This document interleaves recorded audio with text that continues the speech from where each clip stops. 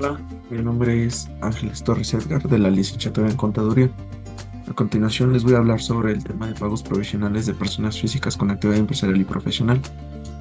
Para ello, nos remitimos al artículo 100 de la ley del ISR, que es parte desde donde abarca este régimen hasta el artículo 110 de la misma ley. Para empezar, hay que saber qué es una persona física con actividad empresarial y profesional. Si bien las personas físicas con actividad empresarial y profesional son aquellas personas físicas que obtienen ingresos por actividades comerciales, ya sea por restaurantes, cafeterías, escuelas, farmacias, de manera industrial, es la minería, textilería, calzado, farmacéuticas, construcción, enajenación de bienes, de autotransporte, sin importar el monto de los ingresos que se perciban. Hay que hacer un pequeño énfasis aquí, ya que si bien contamos con otro régimen, que es el régimen simplificado de confianza, que abarca desde el artículo 113 en adelante, y si bien pues aquí sí existe un tope de ingresos, como tal nuestros ingresos para poder estar o regir bajo este régimen, tenemos que tener un ingreso igual o menor a 3.5 millones. Sin en cambio, actividad empresarial no existe como tal un tope de ingresos. Ahora bien, así como también tenemos personas físicas que presentan servicios profesionales, como lo son los médicos, abogados, contadores, arquitectos, dentistas, entre otros. Eh, a continuación vamos a explicar acerca de algunas características de las personas físicas con actividad empresarial. Si bien las personas físicas con actividad empresarial y profesional tienen obligaciones al alcanzar la mayoría de edad, en México que es a los 18 años, poseen un cuerpo material y estado civil, a diferencia de las personas morales. Pueden tener tanto nacionalidad mexicana o pueden contar con otra nacionalidad. Ahora bien, algunas ventajas de las personas físicas con actividad empresarial y profesional es que ellos mismos generan sus propios ingresos de manera independiente, tienen el beneficio de poder administrar sus propios costos, sus propios recursos de operación, así como establecer sus propios tiempos para trabajar. En este sentido, al hacer tú quien disfrutará de las utilidades que resulten de la actividad independiente que desarrolles, todas las decisiones que tomes sobre tu negocio dependerán de tu juicio en lo absoluto y no de alguien más. Eh, Algunas de las desventajas que existen en este régimen es que uno mismo debe de mantenerse activo de manera constante para generar ingresos, ya que dependiendo de la actividad económica que desempeñe, pueden existir temporadas ya sean bajas, altas, por lo que es necesario saber gestionar tus ingresos, así como el tiempo dedicado a este trabajo. No se cuenta con prestaciones. Ellos mismos o uno mismo tiene que cubrir sus gastos médicos en caso de que las necesite. Tampoco cotizan en el Infonavit y además son responsables legales ante cualquier complicación que pudiera presentar en su trabajo. Si bien existen obligaciones eh, y recomendaciones de las personas físicas con actividad empresarial, algunas de ellas se mencionan a continuación. Tienes que estar inscrito forzosamente en el régimen, en el Registro Federal de Contribuyentes, RFC. Tienes que mantener actualizada tu información ante el RFC. Es importante informar al fisco respecto a cualquier cambio que realices como actualización de domicilio fiscal, ya que en dado caso que se nos genere alguna auditoría fiscal, pues de esta manera puedan dar con tu ubicación, en este caso tu domicilio. Tienes que expedir facturas electrónicas, en este caso contamos con un comprobante fiscal digital por internet, CFDI, que prestación, para la prestación de los pagos provisionales a personas por la prestación de un servicio personal, por salarios, etcétera. Porque de no hacerse no podrá deducir el gasto correspondiente y solicitar comprobantes a proveedores. Esto dependerá de tu actividad empresarial. Como bien sabemos, nosotros estamos obligados en este y en cualquier régimen que tributemos a presentar nuestras declaraciones, pagos provisionales, TIOT, presentar nuestra anual, y pues esto nos hará evitar que nos cancelen nuestros sellos digitales y de igual manera pues podamos seguir emitiendo y seguir generando o obteniendo nuestros recursos de nuestra actividad a la que nos dediquemos. Si bien tenemos también que dar de alta los establecimientos comerciales, no es lo mismo donde operas a donde vives. Ahora bien, también tienes que llevar tu contabilidad. Para ello es recomendable tener una buena asesoría contable con ayuda de expertos en la materia, contadores o personal administrativo, para que lleve a cabo la contabilidad de los ingresos, egresos e inversiones que realicen mensual y anualmente. Registrar un nombre comercial en caso de que sea requerido. Presentar sus declaraciones mensuales en materia de IVA, ISR, IEPS, entre otras, en dado caso que lo le requieras. Presentar tu declaración anual y declaraciones informativas DIOT, como ya lo mencionamos anteriormente. Contar con una cuenta bancaria a nombre del contribuyente, cuenta empresarial para PYME. Esto ayudará mucho para tener un control interno y así, cuando llegue el caso de alguna revisión de la autoridad, que exista un orden tanto de los ingresos como de los gastos y no tengamos problema alguno. Ahora bien, vamos a remitirnos a los fundamentos legales bajo los cuales está regido este régimen de actividad empresarial con este, actividad profesional. Si bien el artículo 102 de la ley del ICR nos dice el momento de la acumulación, eh, es cuando se percibe en cheque, se considera percibido el ingreso en la fecha de cobro del mismo. También se entiende como efectivamente percibido cuando el interés del acreedor queda satisfecho mediante cualquier forma de extinción de las obligaciones.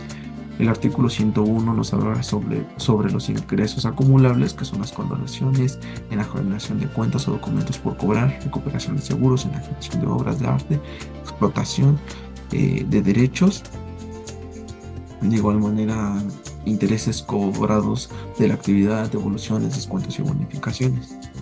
A partir del artículo 103 al 105 nos habla sobre las deducciones autorizadas y sus requisitos, como son las devoluciones, descuentos, bonificaciones, gastos, inversiones, intereses pagados, cuentas pagadas al IMSS, impuestos locales y la adquisición de materias primas. Los requisitos para poder hacer una deducción autorizada son que hayan sido efectivamente erogadas, es decir, cobradas, y sean indispensables para nuestra actividad preponderante.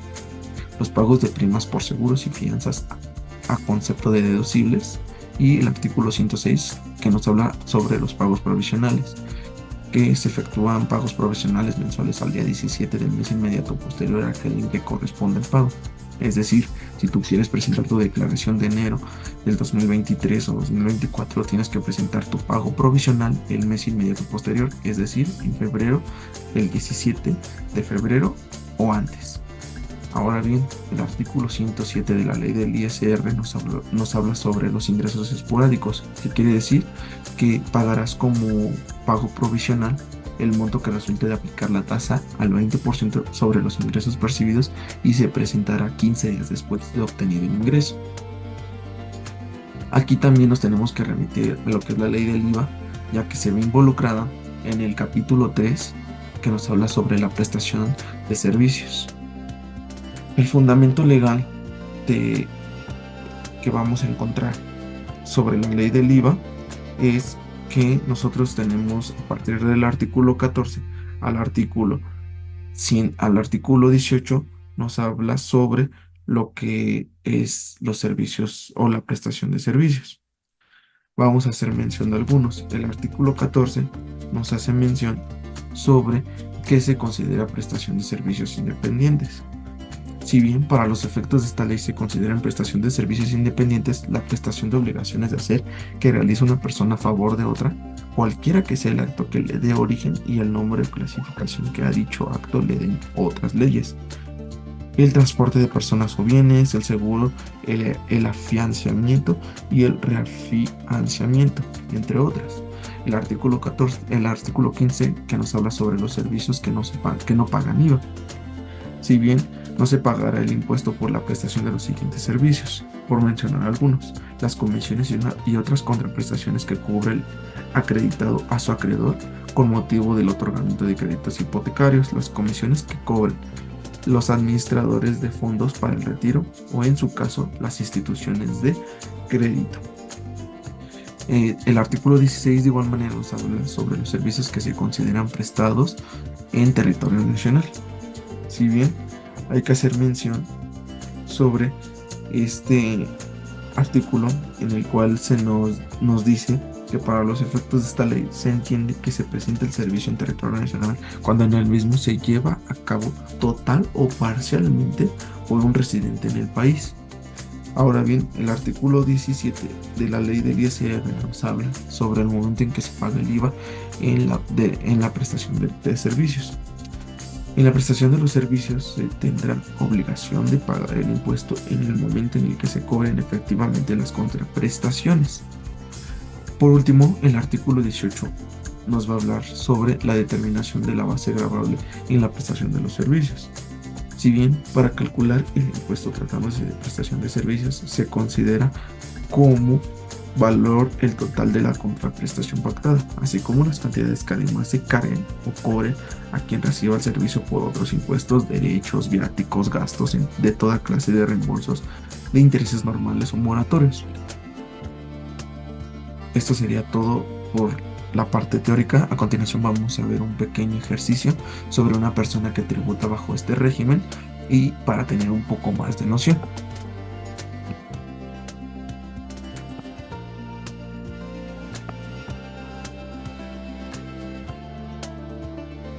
Bien, aquí presentamos el ejercicio.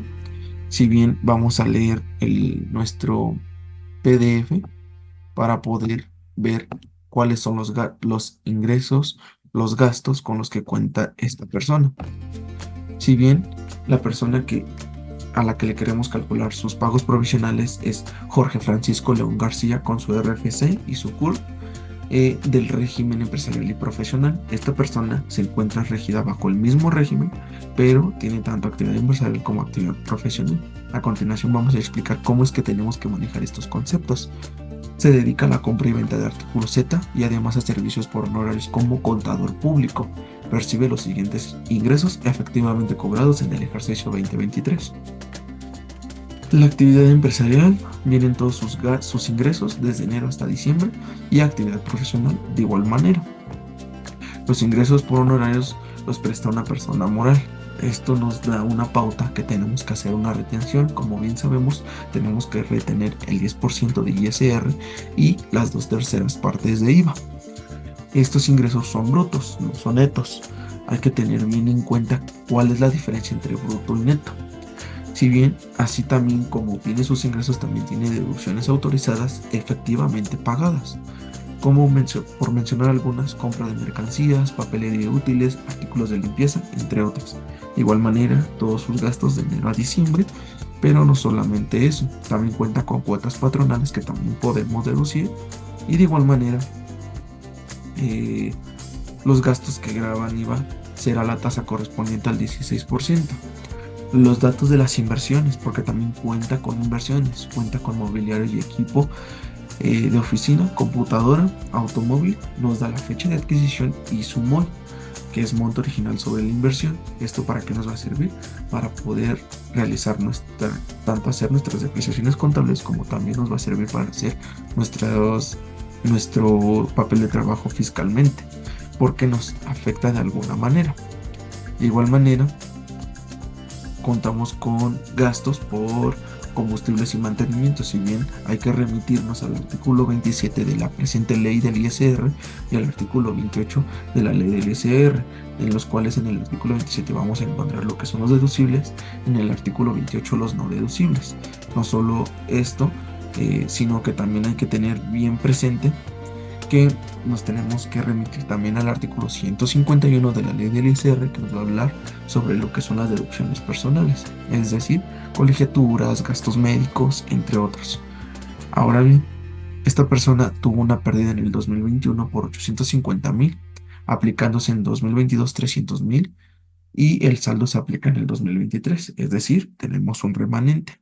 Nos presentan los 100 NPCs desde diciembre del 22 hasta diciembre del 23, que utilizaremos a continuación en nuestra práctica. Nos pide determinar los pagos provisionales del ejercicio 2023, determinar los pagos definitivos de IVA, realizar todos los papeles de trabajo correspondientes y completar este trabajo con el anterior, es decir, con su actividad preponderante.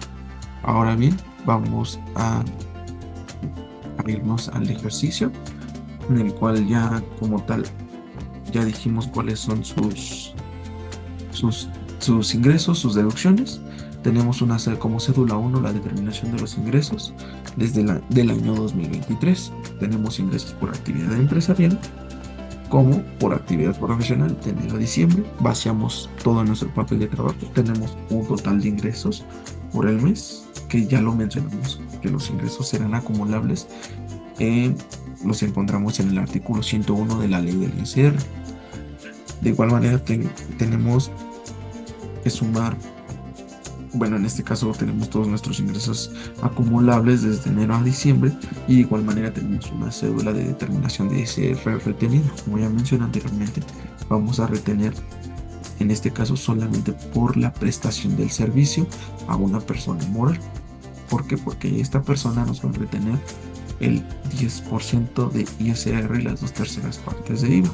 Aquí mencionamos la determinación del ISR retenido acumulado y otra cédula para la determinación de la retención de IVA. Nos vamos a las deducciones.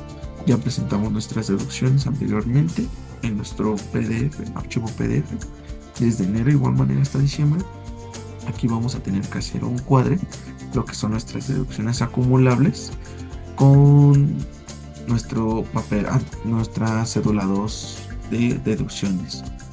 En este caso tenemos la suma por un total de 5.566.320 y de igual manera en nuestras deducciones de meses anteriores también tenemos 5.566.320.34. Nos vamos a hacer la actualización de nuestras pérdidas fiscales.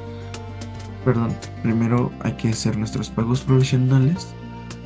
Como bien sabemos, ya contábamos con una pérdida. ¿Cómo determinamos el pago provisional, que es nuestro tema fundamental? Son ingresos acumulables menos deducciones autorizadas menos PTU pagada y nos va a dar una base gravable. No sin antes mencionar que tenemos una pérdida fiscal por aplicar de 612.374. Esta pérdida fiscal la obtenemos de nuestra pestaña de pérdidas fiscales, pero para ello tenemos que hacer unas pequeñas actualizaciones. Como bien, tenemos una primera actualización. Nos tenemos que remitir al artículo 57 de la ley del ISR, en la cual nos habla sobre la actualización de las pérdidas fiscales. Como ejemplo, dentro de su fundamento legal nos dice que tenemos que hacer nuestra primera actualización el último mes del ejercicio donde se realizó o se llevó esa pérdida fiscal contra el primer mes de la segunda mitad de ese mismo ejercicio. Dividimos los INPCs y nos va a dar un factor de actualización. Al multiplicarlo por la pérdida histórica, por la pérdida fiscal histórica que tenemos del 2021, nos va a dar una pérdida actualizada. Nos sometemos a una segunda actualización para el ejercicio 2022, que es el último mes de la primera mitad entre el último mes de la actualización, que es diciembre, y NPC de diciembre del 21, y de igual manera nos va a dar un factor de actualización y por ende pues vamos a tener una pérdida fiscal actualizada a junio del 2022. Ya aplicamos una pérdida en el ejercicio 2022 por 300.000, la restamos y esta es la que vamos a aplicar en los pagos provisionales del 2023. La sometemos esta pérdida a una tercera actualización, que como tal tenemos 612.374.31 y tenemos un factor de actualización. De igual manera contamos con nuestros INPCs. De igual forma va a ser el último mes de la primera mitad del ejercicio que queremos actualizar y el último mes del mes en que de su última actualización, en este caso fue junio del 22. Nos va a dar de igual manera un factor de actualización. Lo multiplicamos y esta pérdida la vamos a llevar al ejercicio 2023 en la declaración anual. Ya que tenemos los 612.000 como pérdida para nuestros pagos provisionales, la restamos y nos va a dar una base para impuestos. En este caso pues no tenemos base porque es mayor nuestra pérdida que nuestra base gravable. Tenemos ISR retenido en enero, por ende este ISR se va acumulando hasta diciembre del presente año. Ahora bien, tenemos ingresos para febrero acumulables de 1.741.000 menos nuestras deducciones autorizadas, menos nuestra PTU pagada, y nos va a dar nuestra base gravable menos pérdidas fiscales. Ya nos va a dar una base para impuestos o de igual manera una base gravable. en la cual vamos a utilizar las tablas de ISR del anexo 8, tabla 6, que pertenecen a las tablas de actividad empresarial y profesional, para su determinación del impuesto. Vamos a restar nuestro límite inferior, acorde en donde se encuentra nuestra base gravable, le restamos nuestro límite inferior, nos va a dar nuestro excedente sobre el límite inferior y lo multiplicamos por el excedente sobre el límite inferior, en este caso es el 34, no sin antes recordar que como porcentaje máximo para las personas físicas tenemos el 35% y para personas morales el 30%. De igual manera, volviendo al tema, nos va a dar un impuesto marginal y le vamos a sumar la cuota fija, nos va a dar un impuesto determinado, pero también hay que restarle nuestro ISR retenido acumulable y por ende nos va a dar un ISR antes de pagos provisionales de 85.020.24. Para marzo pues va a cambiar, ¿por qué? Porque ya tuvimos un pago provisional de ISR, en este caso se va a restar al ISR antes de pagos provisionales, se le va a restar los pagos provisionales para que nos den nuestro ISR a pagar o ISR a favor. Vamos a hacerlo continuamente hasta diciembre, pero no sin antes recordar que nuestra PTU la pagamos tanto para personas físicas como para personas morales el mes de mayo. Tenemos como último mes el mes de mayo. Y pues regresando al tema, ya pues, hicimos la actualización de nuestras pérdidas y también hay que hacer fiscalmente el cálculo de nuestras deducciones por inversiones. Como ya se mencionó en el PDF, tenemos activos fijos por mobiliario y equipo, computadora y un automóvil. Tenemos nuestra fecha de adquisición y vamos a realizar un pequeño ejemplo, en este caso sobre las sillas y el escritorio. Bien, tenemos la fecha de adquisición, el monto original de la inversión, el porcentaje de deducción, acorde a nuestro artículo 34 de la ley del ISR y nuestra depreciación anual. Hacemos una multiplicación, el MOI por el 10% nos va a dar 3.000, por lo que dividiéndolo entre 12 nos va a dar nuestra depreciación mensual. Tenemos los meses completos de uso, la depreciación del ejercicio, el INPC del último mes de la primera mitad sobre el INPC del mes de adquisición y nos va a dar un factor que vamos a multiplicar por la depreciación del ejercicio para que nos dé una deducción del ejercicio. Esta deducción fiscal es la que vamos a llevar al anual. Bien, vamos a hacer el cálculo de nuestro anual. Tenemos nuestros ingresos acumulables obtenidos de nuestra cédula de ingresos acumulables menos nuestras deducciones autorizadas menos nuestra PTU pagada. Estas deducciones autorizadas vienen de esta pequeña tablita que tenemos aquí, que son deducciones acumulables, la depreciación histórica que traemos y también vamos a sumarle nuestras deducciones por inversiones. En total nos da una deducción acumulable para el anual de 5.568.159.11. Prestamos nuestra PTU pagada en el ejercicio menos nos va a dar una base gravable. Para ello le vamos a restar nuestras pérdidas fiscales por aplicar, que son los 660.000 que como ya mencioné en nuestra cédula de pérdidas fiscales o actualización de pérdidas fiscales. Dijimos que esta pérdida de los 660.445.69 ya la actualizamos a diciembre del 2023, por ende ya la podemos presentar en nuestro anual del 2023. Nos va a dar un resultado fiscal al restar nuestra base gravable menos nuestras pérdidas fiscales, nos va a dar un resultado fiscal. De igual manera vamos a utilizar las mismas tablas, en este caso la del anual, para la actividad empresarial y profesional. Vamos a restar lo que es el límite inferior, nos va a dar el excedente sobre el límite inferior, lo vamos a multiplicar por el excedente sobre el porcentaje sobre el límite inferior y más la cuota fija, nos va a dar, el impuesto marginal más la cuota fija, nos da un impuesto determinado. Restamos nuestro ISR retenido acumulable que ya traemos desde nuestros pagos profesionales, son 42.000 y pues ahora bien, restamos nuestros pagos provisionales que fue de 1.906.557.14. Vamos a verificarlo con nuestros pagos provisionales, 1.906.000, 1.906.557. Corroboramos que nuestros datos estén correctos y al hacer nosotros nuestra Nuestro cálculo nos da un ISR a favor de 17.468,55. Aquí ya tomamos nosotros si queremos que nos devuelvan nuestros pagos, nuestro impuesto que ya pagamos, o pues como tal podemos dejarlo ahí para que se compense en el siguiente ejercicio fiscal.